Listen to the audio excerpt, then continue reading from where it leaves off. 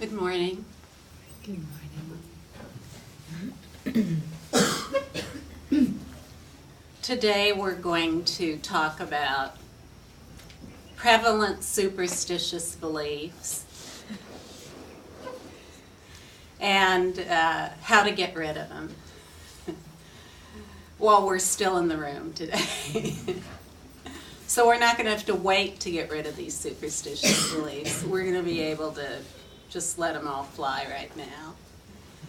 And a superstitious belief is any point of reference. So any point of reference anyone in this room has, any context, any frame of reference for anything that you have as a superstitious belief, no matter what it is.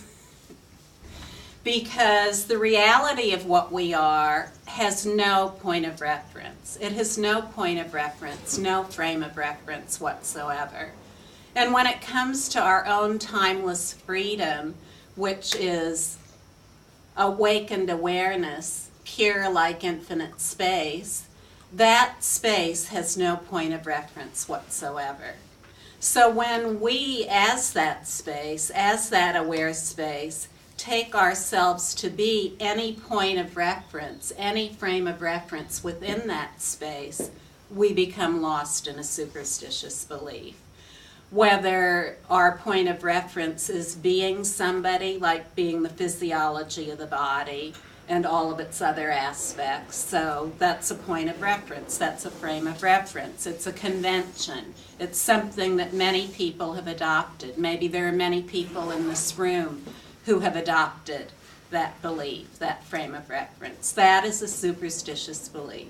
It's a belief that's commonly held, but it's a belief that has no basis. So now some of you may wonder, what is she talking about? We're all sitting here, we're all human beings, we have a physiology, we have all these other things that are going on. What does she mean that that has no basis?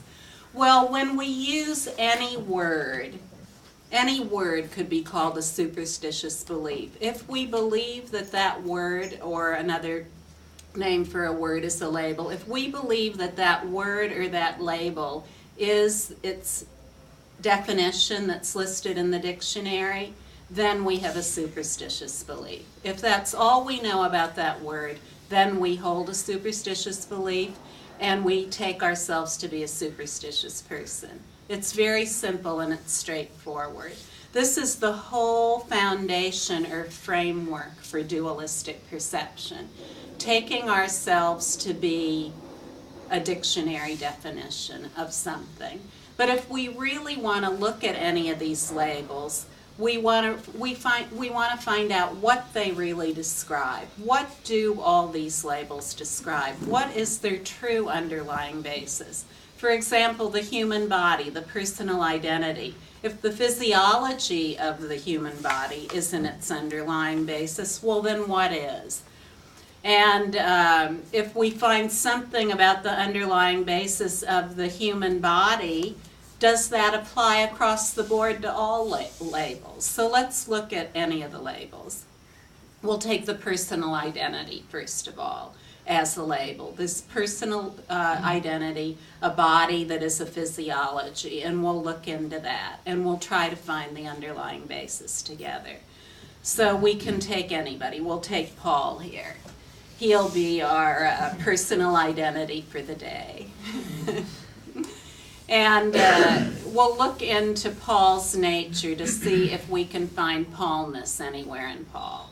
Is there Paulness anywhere in Paul? Can we find any place in Paul that we can say is a location for a personal identity that was born, dwells there now, and it will at some point cease? So that's what we're going to be looking for. We're going to be looking for a personal identity that was born, dwells somewhere, and then at some point will cease.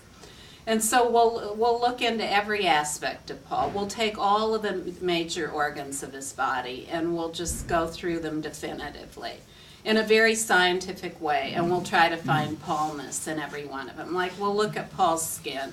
Well, can we find Paul anywhere in his skin? You know, we'll search high and low. We'll go through every cell, all the cellular structures of the skin. Can we find Paulness anywhere there? No, we really can't.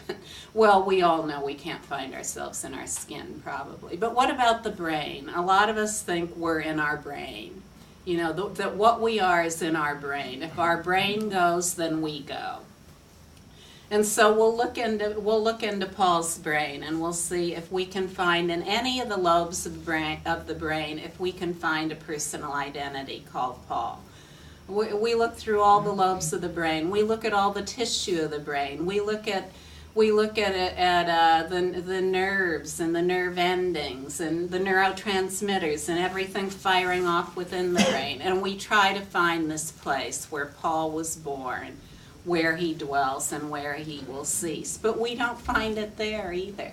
And if we look all through Paul's body, no matter how far we break it down, we find that we can't find Paulness there. We could put Paul under an electron microscope, a huge electron microscope. We could bring in his mother and father and all his grandparents, all the people who know and love him.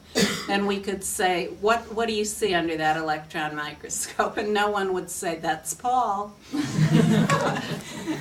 No one would say that.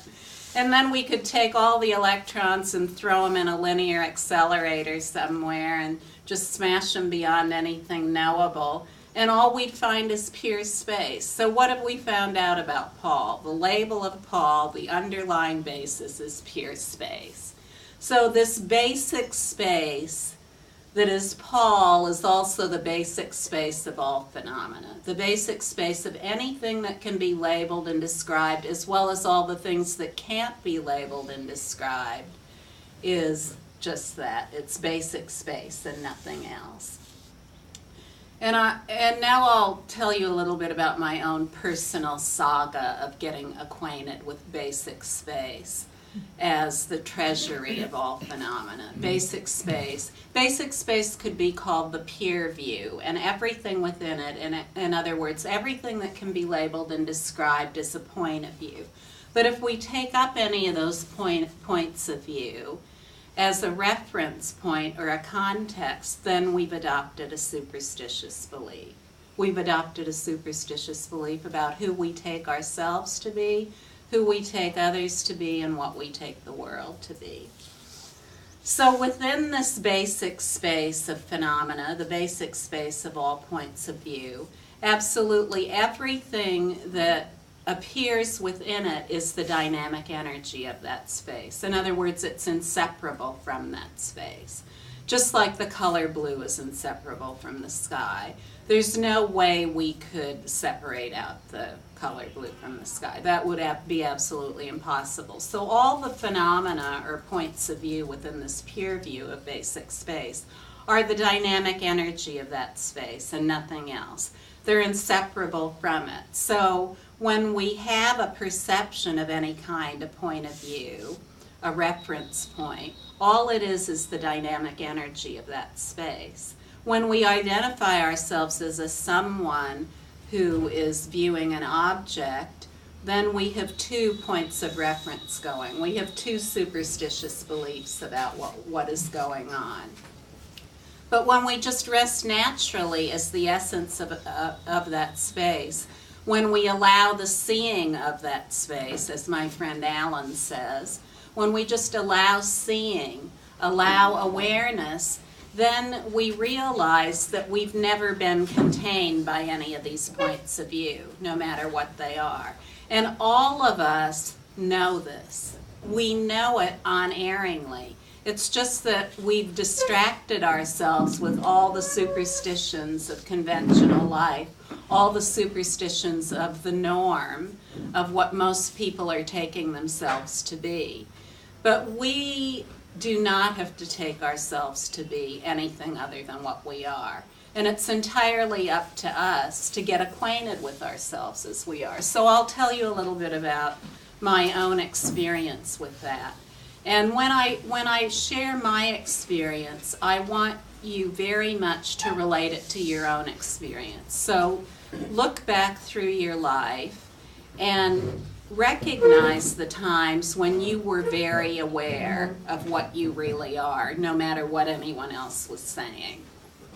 Well, first of all, when I was a child, like all children, I just felt timelessly free. You know, there was nothing going on.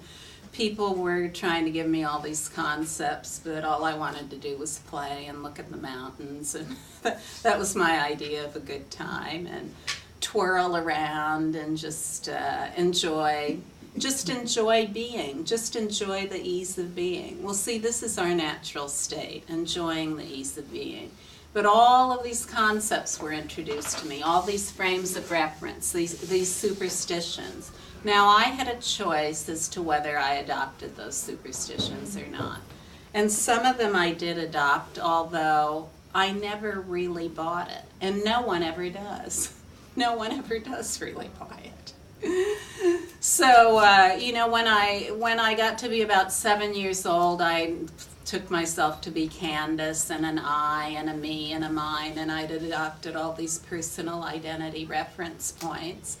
And I knew a little bit about thinking and such things. I'd started going to school. And when I went to school, all I really wanted to do was sit out on the hillside and watch the whales swim by. I'd always get in trouble because the bell would ring and I'd be halfway down the hill watching the whales. So I wasn't really fitting myself into any structure. I really had a hard time doing that. And this is true for all children, you know. It's true for all children. It's very difficult for us to associate ourselves with anything other than what we are. And I lived in Bermuda, and along the back side of our property there was a bay forest and a cedar forest. And I went to a Catholic school, Mount St. Agnes Academy. And there, you know, I learned that to be a good Catholic, and I learned that all the clerics, or the people who said the Mass, were priests, and that I'd never be able to say the Mass because I wasn't a priest. So I thought, well, you know, that doesn't really matter. I can say Mass anyway. I'll just go out in the woods here behind the house, and I'll make an altar. So I made this big altar of twigs and sticks and all of these other things, and cedar needles and bay leaves. It was very fragrant, a very, very beautiful place. So I put all these things together, and I set up my own little church in the wood, and then I started to say my own version of the Mass. Well, while I was doing this, all of a sudden, it was like everything disappeared. You know, there was just space. That's all there was. And I was so astounded. It was just like, wow, this is all there is. This is all there is. There's never been anything going on here. And then, you know, I thought, oh, I'll tell Mommy and Daddy about this. But then I thought, no, I don't think I will. I don't think this. I mean, after all, they had just told me there was no Santa Claus or Easter Bunny. How is this going to fly? That not only is there no Santa Claus or Easter Bunny, there's nothing. There's nothing going on. Not only to those points of reference. You know, when they told me these things, I was devastated. I was sitting in my little sandbox playing. My mother came out and sat on one of the little seats and told me there was no Santa Claus or Easter Bunny. Oh, oy vey, you know, that was just very difficult. So I knew this basic space wasn't going to go over, where everything just became indivisible.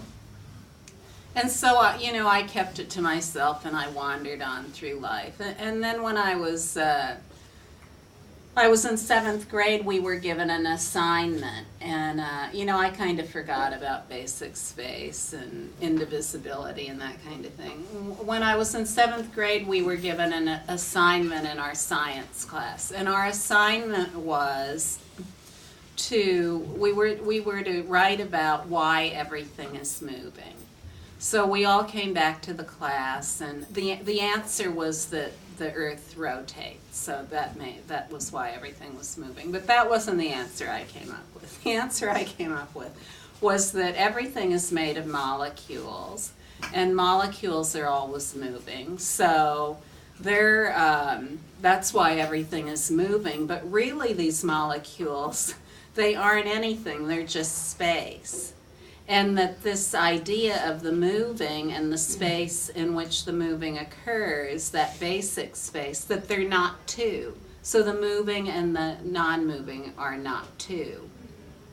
So then, I had that realization. And my teacher really liked that. He said, okay, you're really smart. We're going to put you in a gifted program. And he said, now, one of the things about being gifted is that means you have to help people.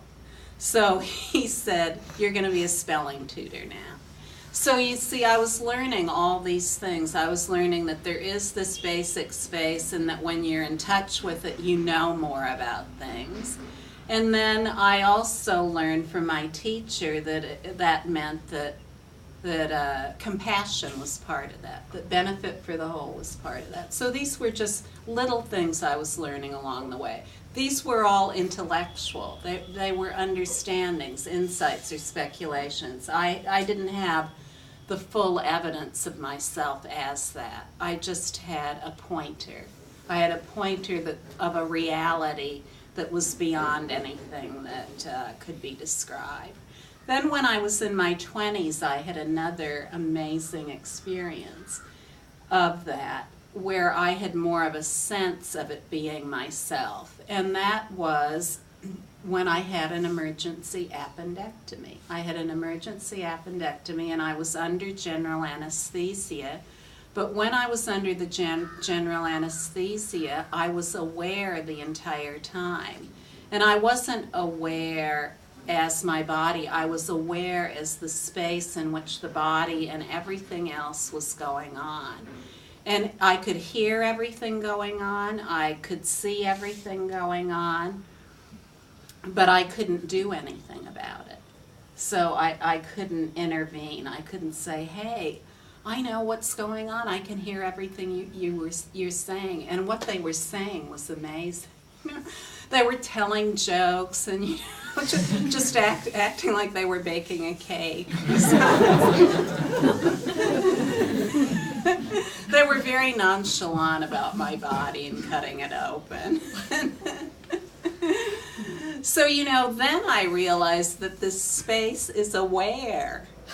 This basic space, it's aware. It's not a void or anything like that. So you see, these are direct human experiences. And if you look back on your life, every single one of you will remember these things about your own life. It's just that no one ever talks about them, so we don't become acquainted with them. We don't become acquainted with the reality that we are vast like infinite space, that our awareness is vast like infinite space, and that our body actually is dependent on that rather than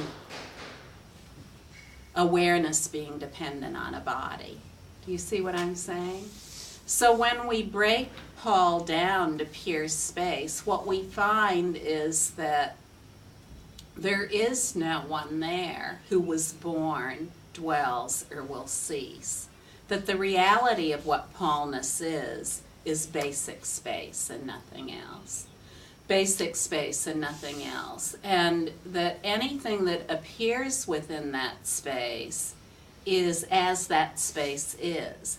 And as that space is, it is beyond time and space, and it is beyond cause and effect. It includes cause and effect in time and space, but it's beyond cause and effect in time and space. Because when we examine cause and effect or time and space to find the causeness or the effectness or the timeness or the spaceness in any of those things, we find the same thing that we found out about Paul, basic space and nothing else.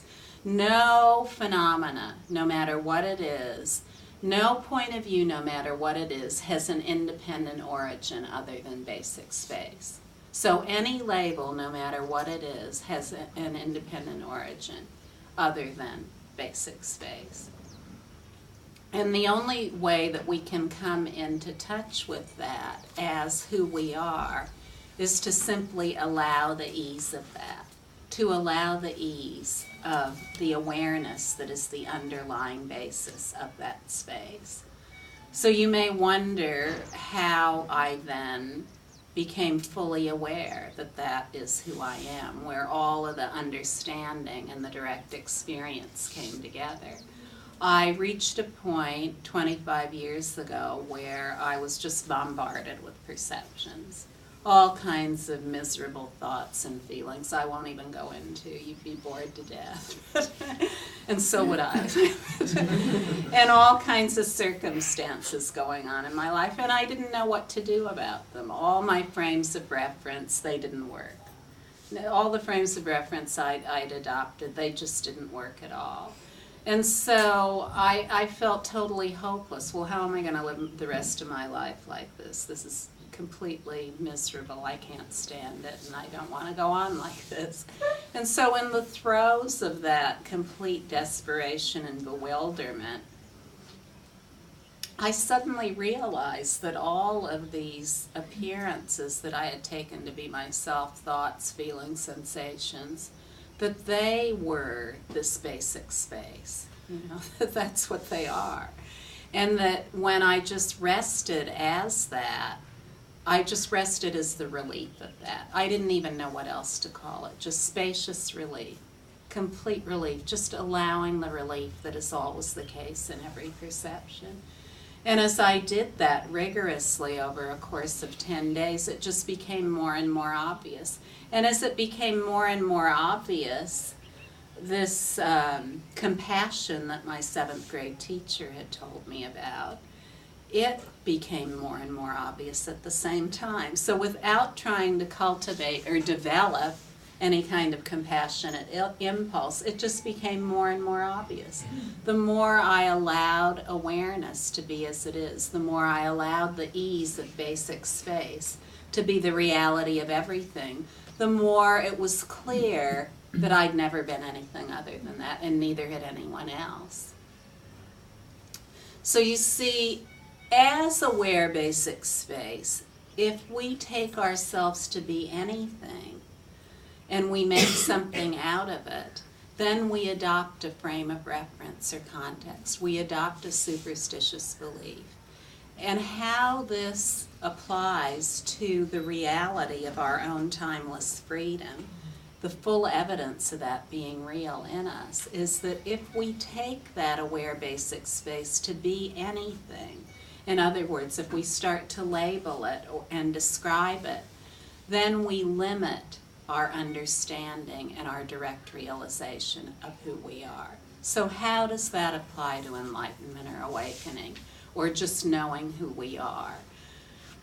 Maybe you're not interested in enlightenment, awakening, or liberation. You're just interested in knowing who you are. Well, if we adopt any frame of reference for aware basic space, for example, enlightenment or awakening or liberation, if we adopt a frame of reference like religion or spirituality for what aware basic space is, then we will spend our entire life lost within that frame of reference or context. And if we take it to be real. So for example, if we take religion or spirituality to be something that can cause the effect of enlightenment, then we'll spend our whole life looking for that within that cause and effect relationship. There's nothing wrong with religion or spirituality. I'm not suggesting that, because aware basic space is inclusive of all circumstances. So no matter where we are and what we're doing, timeless freedom is already the case. But wherever we are or what we're doing, we need to know that all the contexts and frames of reference are not who we are. They're all the dynamic energy of aware basic space and nothing else. And so, you know, if we take aware basic space to rely on gender, for example, oh, I have to be a man in order to be awake, or whatever it is, or I have to be a woman to be awake. You see, then we limit ourselves to a certain context. We limit ourselves to dualistic perceptions. We limit ourselves to bias. to adopting a bias within aware basic space. It's very important for us as human beings to be extremely clear on who we are today and to get to know ourselves as we are and to drop all frames of reference. In other words, everything we've ever been told about ourselves and get to know ourselves as we are, that we are beyond time and space. We are beyond cause and effect. This is the birthright of everyone. And it's the only way we can solve our own problems, our family's problems, our community's problems, and the world's problems. If we continue to swim around as a global human culture in the system of superstitious beliefs about who we are, we'll never be able to come up with any of these solutions that are completely beyond anything nameable. But you know, when we allow effortlessly more and more of the reality of what we are with no frame of reference, in other words, no impulse to get lost in a story about everything that's going on, then we have greater and greater ease. There's just pure space and nothing else. Just the reality of that which has no time or dimension. It includes all time and dimension, but we know that time and dimension and that without time and dimension are not two. See, we can't think our way into that. We can't put together all kinds of frames of reference to make sense out of that. We can just, boom, allow the ease of what we are. Bring everything to a complete stop. Stop playing with the superstitions and realize ourselves as we are. So, who we are is easy because we're already it. We don't have to get anywhere. We don't have to go anywhere.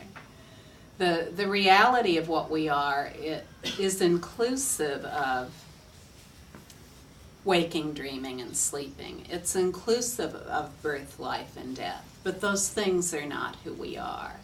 You know, just like when I had surgery and general anesthesia, I was aware the entire time. At night during sleep, there's awareness during sleep. So you see, awareness includes all these states. All these states. Waking, dreaming, and sleeping are aware basic space. That's what they are. We're actually always aware. This is what the word awake means. We're always awake, 24/7. We're awake. We're totally awake as awareness. As aware basic space, we're always awake. And the more we familiarize ourselves with who we are, the more this unthinkable thing that we could be aware 24/7 even while we're sleeping, the more obvious it becomes, just in a natural way. Just in a totally natural way. This is our natural state. It's not some great magical feat for a person who cuts themselves off from life and focuses only on that. It's for everybody. The person who isolates and everybody else, you know. There's no special circumstance required. Whatever your circumstance is, you're already aware basic space. No matter what it is, it could be anything. No matter how adverse or pleasant. Just don't adopt any frame of reference. If you feel tempted to adopt a frame of reference, just be at ease. Allow the seeing of aware basic space to be.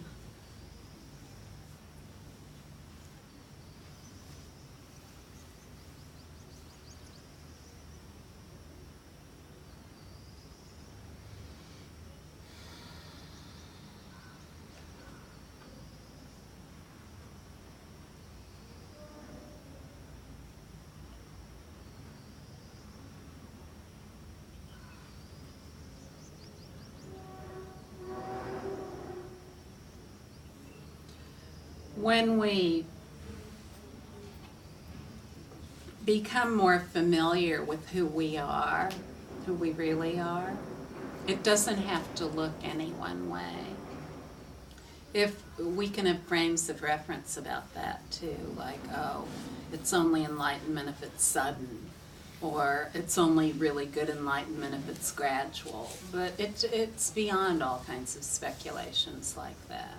You know, every single moment of a lived human life that is fully evident aware basic space, there's just greater and greater increase seemingly of that without it ever increasing or decreasing. So, you know, the whole human experience is meant to be this experience of wonder, the wonder of aware basic space. That's our natural state. If we adopt a frame of reference and we say, oh, I'm only enlightened if I suddenly have a big boom, then I'm awake and I'm just like all the great ones who ever lived, and I'll know when it happens and so will everybody else, and it'll be amazing, you know, I'll never have an unhappy thought again. And, so you see, all these are frames of reference. The dynamic energy of awareness is the dynamic energy of awareness. It includes all labels. But we're always timelessly free as all labels. So, you know, there's no separation or coming together of aware basic space and its phenomena. There's no separation or coming together. And, you know, if awareness were a destination or something to be gotten, where would it come from once it's gotten? So you see, if we ask ourselves these simple questions, then we know that the reality of what we are, it already is. It's never been cut off from us or anyone else. It's never been not recognized by us or anyone else. Even if we take ourselves to be the superstitious belief that we're not enlightened or we're not aware basic space, even that label is aware basic space. So see, that's kind of funny, isn't it? There's no way of getting out of aware basic space, in other words. Anything we're thinking, any emotional state we have, anything we're doing, any sensation, it's all aware basic space. Nothing is ever strayed from that space. Yes? It's a bit hard to put it in words maybe, but I'm wondering, out of this awareness, what you're talking about out of this awareness of basic space, how normally you also eat, you know, you have still this body or whatever, although it's maybe relative, you know, how do you move, or are the movements coming also naturally out of, without maybe a perception, or out of this natural resting in awareness? How do you move in daily life, so to say? I mean, you're hungry suddenly, just follow that, or you understand what I mean? Or you just only constantly in? The same way you're going about it now. You are aware basic Just space really involved in awareness, life. Nothing changes, yet everything changes. Yeah, but maybe normally you would move out of these concepts that you have and perceptions of life. Many people do, I guess. So, does it make a change then, or how do you describe that? You know, if you have this awareness maybe behind it or through it, or how do you call that? Oh, how does it change Yeah, things? the movements, just physical movements that you make, because you still have this reference. I guess I have. Well, sure. As long, you see, aware basic space includes everything. So it includes the human beings and everything else, the entire magical display. It's just that whatever this magical display of descriptive phenomena are, none of them have an origin independent of aware basic space. So as long as we take ourselves to be all our superstitions about who we are, then everything about our life is focused on us, this personal identity that we're trying to prove exists. So we are trying to constantly uphold this idea of a personal identity, I, me, and mine, and keep it comfortable. So all of the thinking and the emotional states and the actions of the body are all focused on this personal identity. The idea of a self, an individual self, that's somehow separate from somebody else and needs to protect itself in this environment of the world. So we fear a lot of the things going on within us, our negative thoughts and our negative emotions that we can't seem to control no matter how hard we try. We might be able to neutralize them, but we can never get rid of them no matter how hard we try.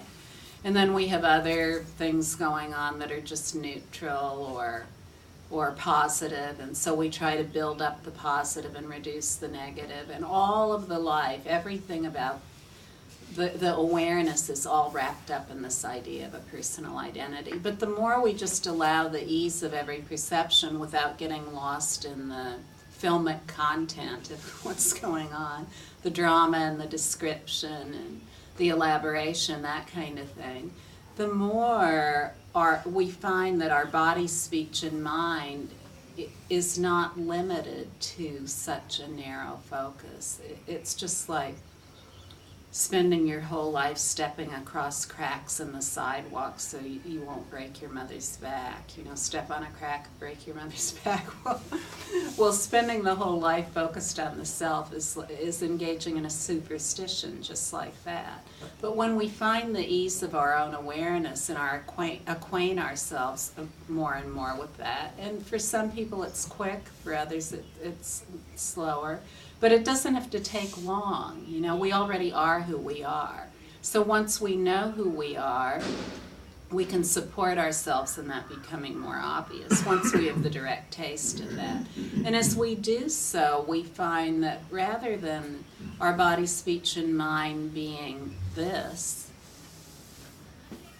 it's still there, that's what I mean. This, we are vast as infinite space, and so is our body, speech, and mind. So our body, speech, and mind is vast as infinite space, entirely aware, and inseparable from compassion and wisdom.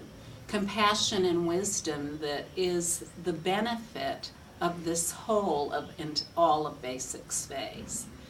And how that changes the way we live our life is that we're not wrapped up in such intense focus on being someone. Of course we're still someone. I'm not positing something like non-existence or nothingness or emptiness. Those are all extremes, they're biases. They're definitely not enlightenment. They're definitely not completely perfect enlightenment. Even sometimes they're touted to be. They're anomalies of point of view. They're just they're not the conventional points of view or perceptions, but they're just anomalies. They're more superstitious beliefs about what enlightenment is.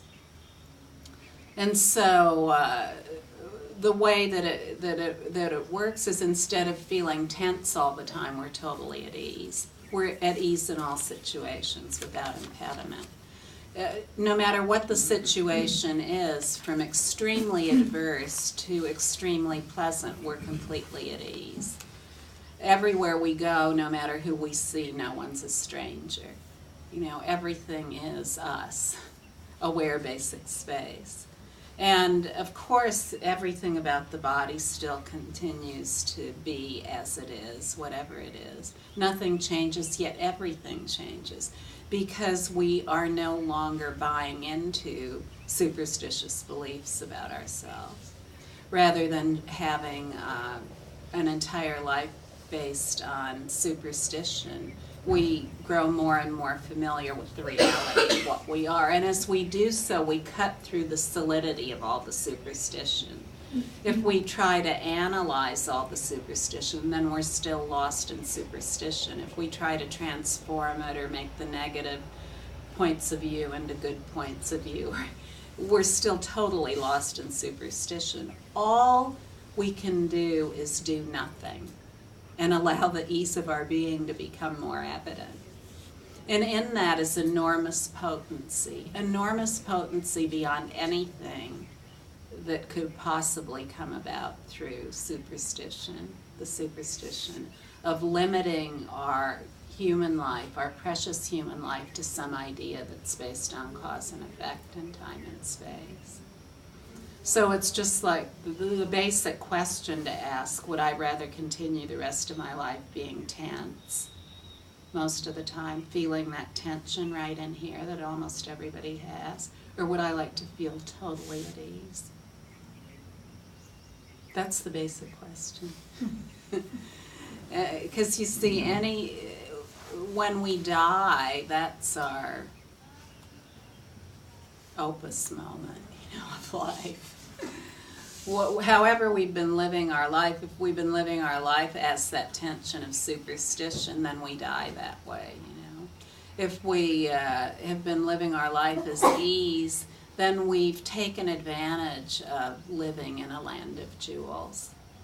If we spend our whole life wrapped up in superstitious beliefs, we don't even know we're living in a land of jewels.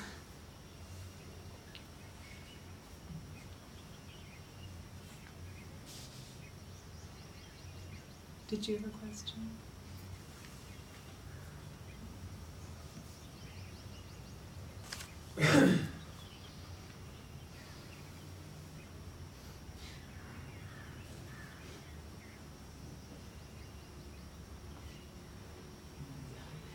Maybe it's more like this. I try to imagine this awareness, come out of this awareness, more like the children, what you say, watching the clouds. I also remember looking at just playing a bit like this, in a way. The movements come out of this natural state of being. Mm-hmm. It's just what's right here, just the spaciousness that is. It's so evident, it's so evident. What your direct experience is right here in this room, right now, that's what you are. You don't have to grasp or struggle for it. You already are that. So what you experience right here, this moment, with nothing going on, that's who you are. That's what Aware Basic Space is. And that's what you are everywhere. It's you who's having the direct experience of it. That's your own awareness. You see, whatever you are aware of, awareness is the constant. Aware Basic Space is the underlying basis of every perception.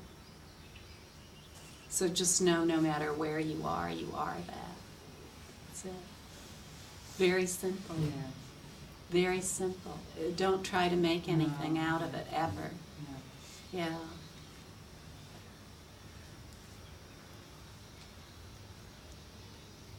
It's easier than easy. Closer than close.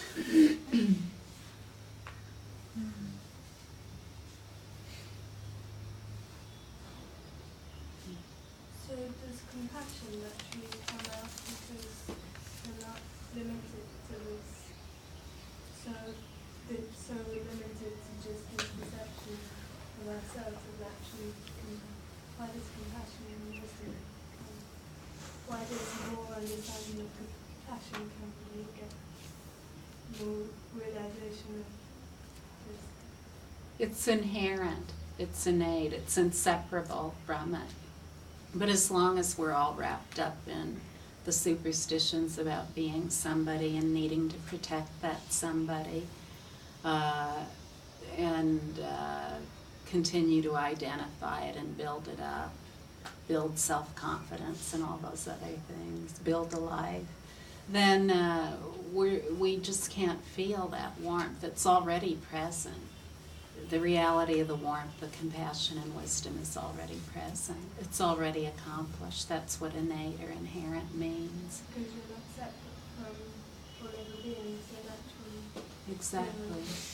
So when you just allow the ease of what is right here, then that just becomes more and more evident as the reality of what is.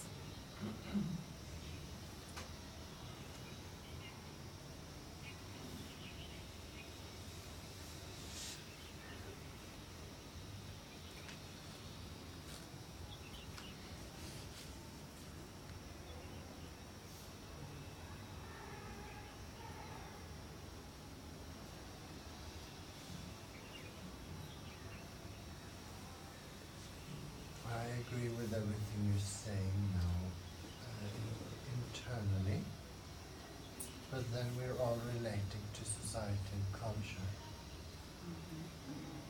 which I was thinking is like sort of a collective land of superstitious beliefs, right? Where at least I feel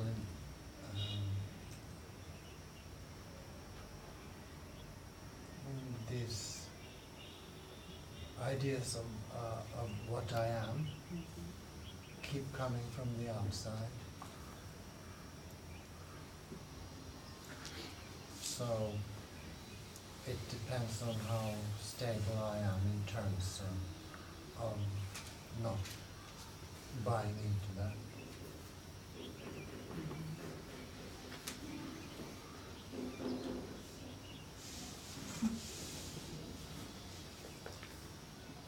Humankind,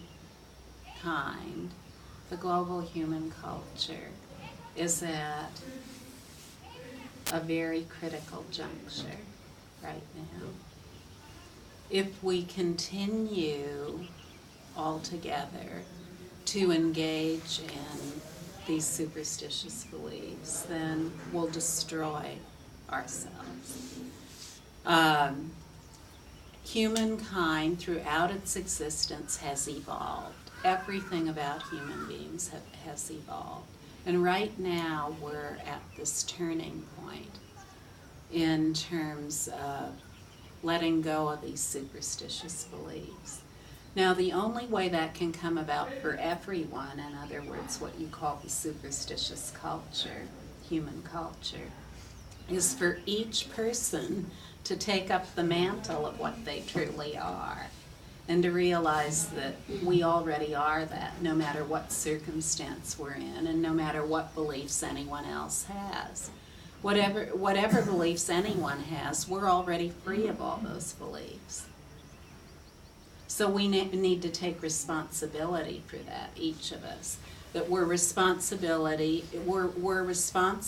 for our frames of reference, totally responsible. And if we adopt frames of reference, then we limit our recognition of aware basic space. We take that frame of reference to be real, whether it's a superstitious global human culture or not.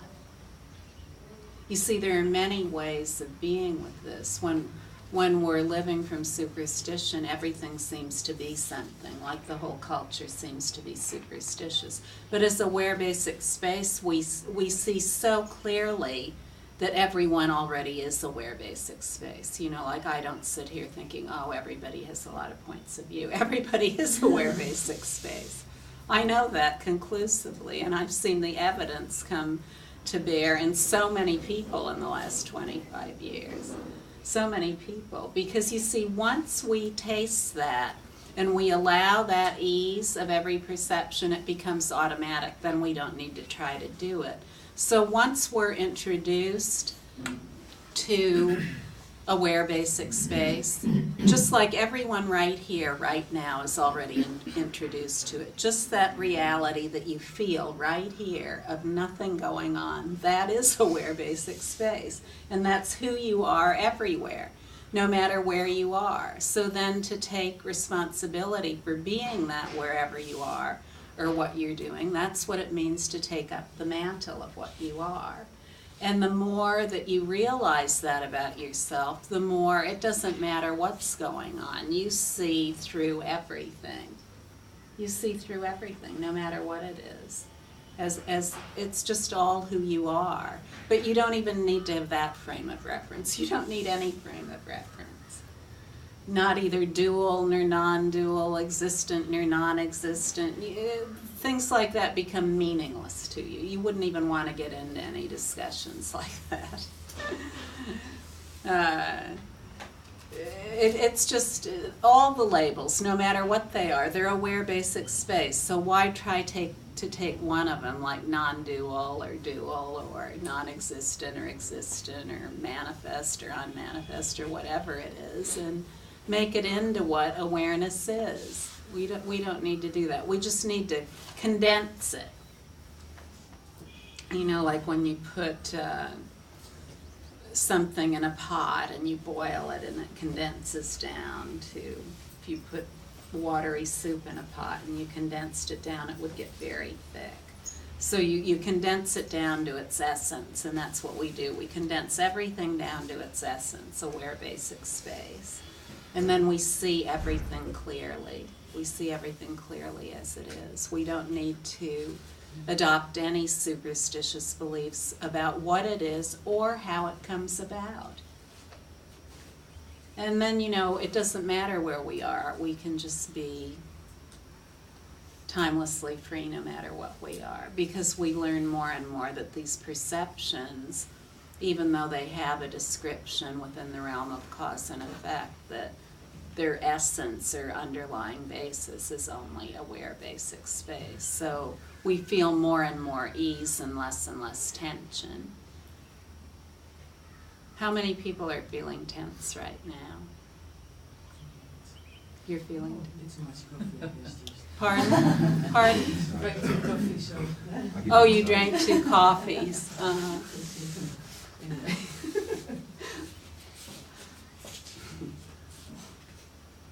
Well, the jitters that you get from drinking all that caffeine, Just a little bit, too much. that's aware basic space too. But if you take yourself to be those jitters, it'll be uncomfortable. Yeah. Just else for that, yeah.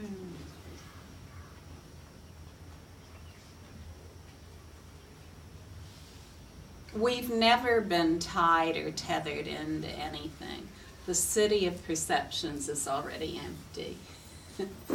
So you see, the more the ease of your awareness becomes obvious, the less it matters what anyone else is doing or believing. But yet at the same time, there's an enormous potency that's unleashed and becomes available to you. It's already present. It's just as long as we're all wrapped up in ourselves, we can't see it, we can't feel it. And then all these things that concern us, we know what to do about them. Not only do we know what to do about them, we're not just armchair philosophers. We can actually do something about them. We can take action that's effective.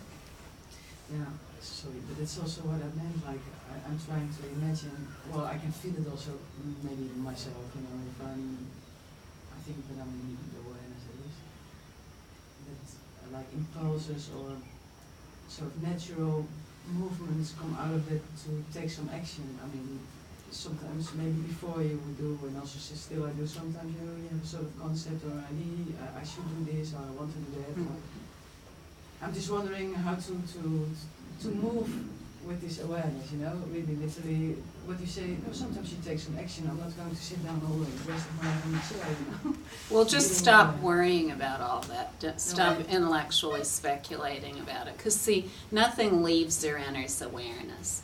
There's nothing that ever leaves or enters No, but awareness. now you what you So said, so there's no movement that moves out of awareness to do something. Everything, the movement, the body, the action, the thinking about the action, all the aspects of the action itself, it all is awareness. But that can only be realized as the ease of awareness.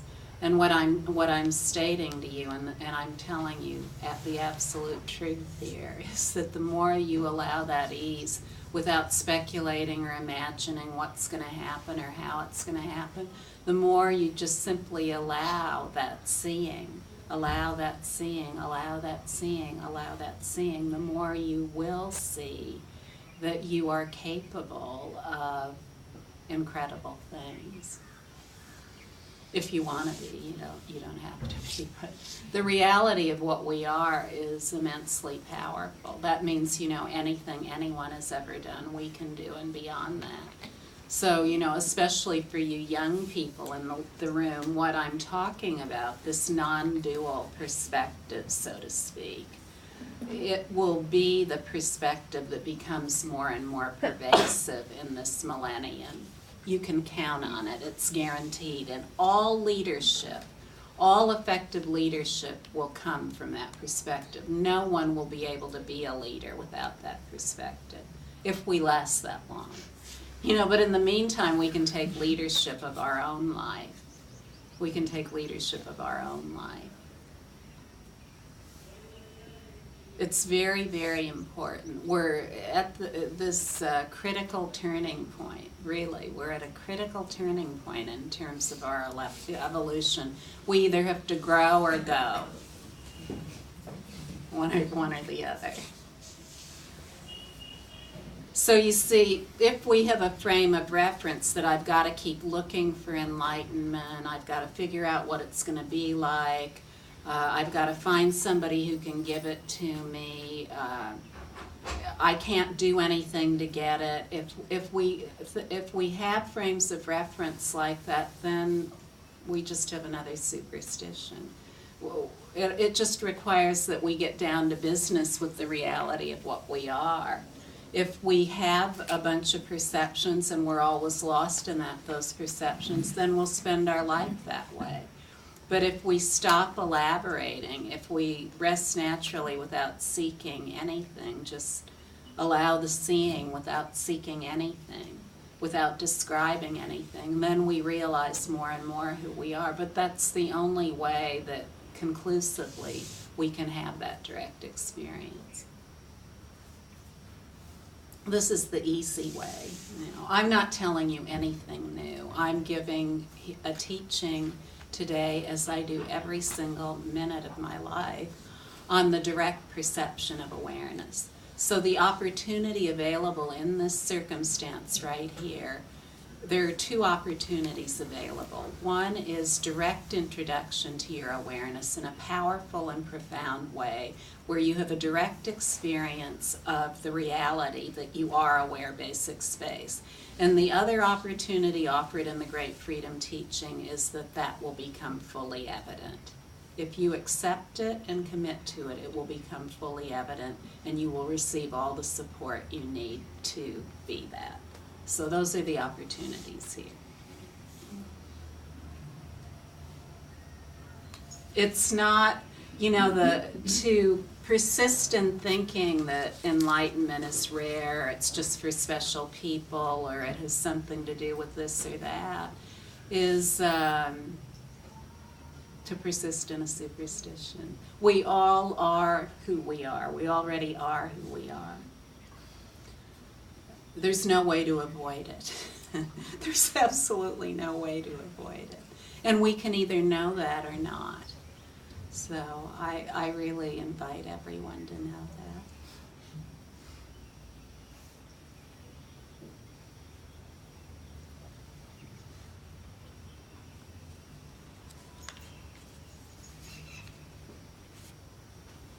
I'm not just talking as somebody who's talking about some kind of futuristic action. This has been my direct experience for 25 years in terms of my own life, and then so many people I've had the privilege to know over the past 25 years, and give these direct teachings where the full evidence of what always is became obvious and continues to be obvious. See, once you realize this, and you actually begin to allow the seeing, allow the ease, allow the rest of every perception, it becomes more and more obvious. There can't be any falling back from that.